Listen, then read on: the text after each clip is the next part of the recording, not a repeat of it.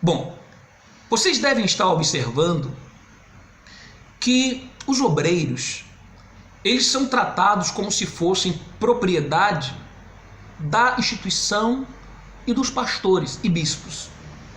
Quando, na verdade, o Senhor Jesus nos ensina, na sua palavra, que nós somos propriedades exclusivas e peculiares de Deus.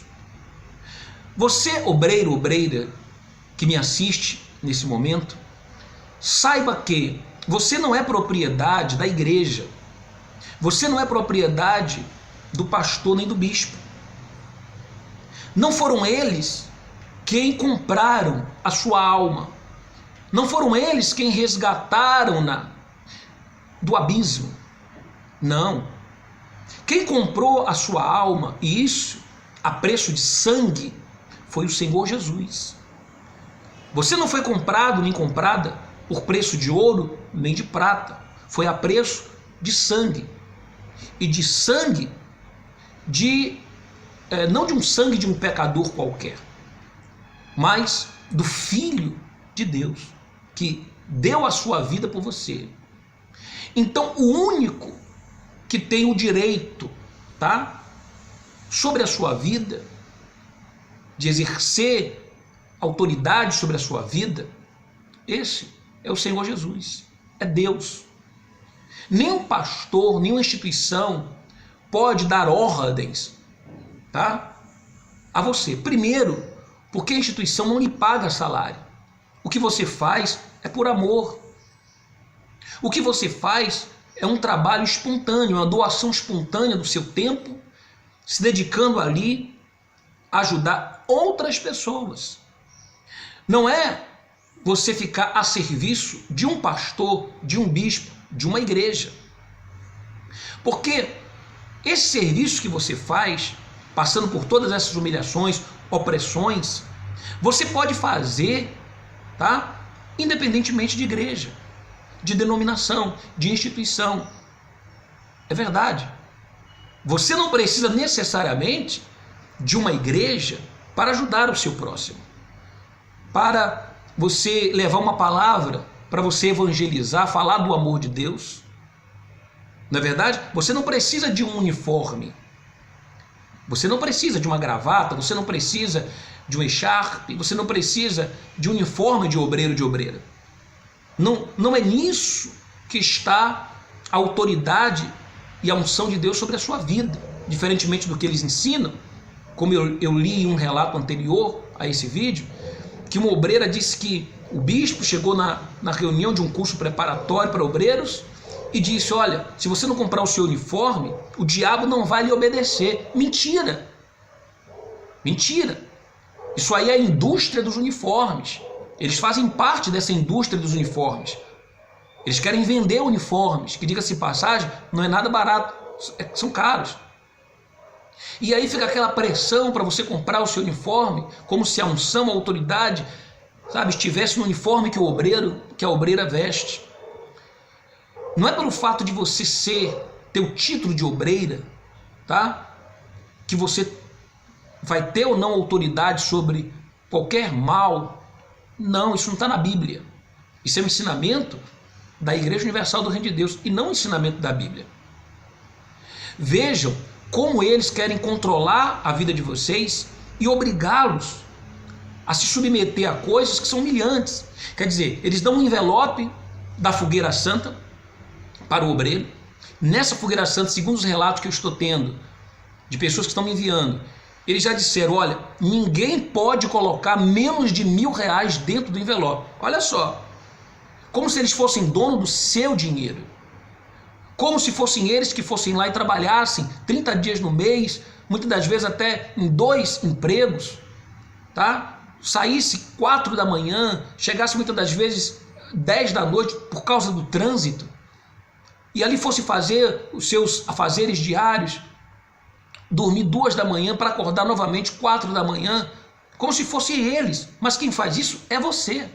E muitas das vezes está faltando para o seu filho, está faltando para um familiar seu, está faltando para você próprio, e eles obrigam ou querem que você doe tudo que você tem à instituição e ainda mandam no seu salário, dizendo não pode ser menos do que R$1.000. Ora, a instituição, ela é uma instituição bilionária, uma instituição podre de rica às custas desse tratamento que essa obreira aqui está tendo e que vocês, obreiros, também estão tendo. O líder dessa instituição chegou a dizer em um vídeo que ele não é o pastor, o bispo mais rico do Brasil, não. Que ele é o mais rico do mundo. E que ele quer ser o mais rico do mundo. Quer dizer, eles, podres de dinheiro, tá? Enriquecendo a cada dia mais, e os obreiros têm que pegar ali aquele envelope, aí coloca aqueles mais de R$1.000 dentro do envelope, o pastor marca o dia e diz, olha, vocês vão subir, mas antes eu vou abrir o envelope de cada um de vocês para ver quanto tem dentro. Olha que absurdo. Por quê? Isso caracteriza, sabe o quê? Que o dinheiro é para eles. Porque se fosse para Deus, para a obra de Deus, esse pastor não estaria preocupado em abrir o seu envelope para saber quanto tem lá dentro. Sabe por que ele quer fazer a avaliação? Sabe por quê? Porque ele está tão interessado assim, se você está sendo fiel ou não. Será que é por causa do seu relacionamento com Deus? Não. É porque ele sabe que se ele não te colocar esse medo, dizendo que no dia ele vai abrir o envelope, vai olhar quanto tem dentro para saber se você foi fiel ou não, tá? Então isso bota um medo você naquele dia, para não passar humilhação na frente dos demais obreiros, tá certo? Então você colocar aquele valor ali dentro. E não fazer como muitos obreiros já têm feito, coloca o envelope vazio, tá? Que é o que eu aconselho você a fazer. Se você está aí dentro ainda, nessa fogueira santa de Israel, bota o envelope vazio. Leva lá vazio. Certo? Leva vazio. Não coloque o seu dinheiro suado lá dentro, não. E esse pastor está preocupado, sabe por quê? Ele está preocupado porque desse valor, se vocês forem fiéis ou não, isso vai depender o quê? A promoção dele. Vocês já observaram que depois de toda a fogueira santa de Israel, muitos pastores são trocados? Aí eles usam o seguinte termo, o vento soprou. Não foi o vento que soprou, eles dizem que é o vento do Espírito, não é verdade? Não. Só que esse vento do Espírito, quer dizer, sopra. Quem foi mal na fogueira santa de Israel? Para uma igreja menor, para ter um carro inferior, certo? Só para ele, para poder ficar na semana seguinte ali de plantão na igreja, enquanto esse mesmo vento do Espírito sopra outros, para uma semana depois viajarem para hotéis, como eu já mencionei em um dos vídeos, e essa obreira acaba de falar aqui agora, que uma semana depois da fogueira santa de Israel, o pastor estava lá em outra cidade, outro estado, não me recordo, lá postando foto, comendo camarão, caranguejo. Quer dizer, ele se esqueceu que há uma semana atrás, no dia da fogueira santa de Israel, ele tinha proibido os obreiros viajarem, o povo de viajar. Por que ele tinha proibido? Por causa do resultado. Que se as pessoas viajassem, não cumpririam ali o voto, ele não apresentaria o resultado, tá certo? Consequentemente, não seria premiado. Então, o pastor na fogueira santa de Israel, ele é promovido. Se ele arrebentar, ele é promovido. Ele vai ganhar lá 3, 4 dias num hotel. Eu digo isso porque aí no Rio de Janeiro tem um hotel, eles ficam em Angra dos Reis. Tá certo? Na Bahia que ele fica em Ilhéus. Em cada estado eles procuram um lugar e não é um hotel qualquer não. Tá? Já falei aqui na Bahia, eles ficam lá no hotel Canabrava, ali em Ilhéus. Procura aí na internet que você vai ver se é um hotelzinho simples. Tá? Eles ficam lá, mas só os que crescem, só os que tiram mais dinheiro de você, só aqueles que te oprimem mais, assim como esse pastor, tá? E obriga você E se você não cumprir, vai sair da obra, vai ficar no banco, ou então é do diabo, coisas desse tipo. Tá certo? Então, esse pastor vai ganhar um carro melhor ou vai perder o carro. Se você vê, depois da fogueiração de Israel, aquele pastor andando a pé, e você pode chegar perto dele e falar: pastor, foi mal a fogueira, hein? Olha, foi fraquinho, o senhor está fraquinho, pastor.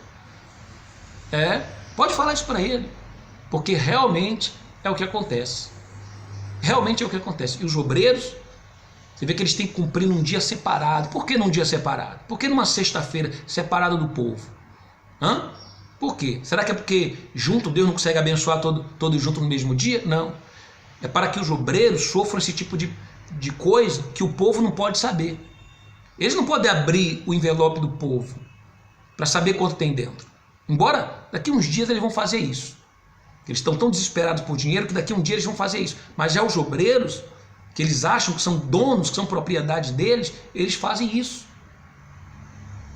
Então está aqui essa obreira relatando as humilhações passadas, tá? E agora, nessa época em que eu estou gravando o vídeo, vai ter fogueira santa de Israel.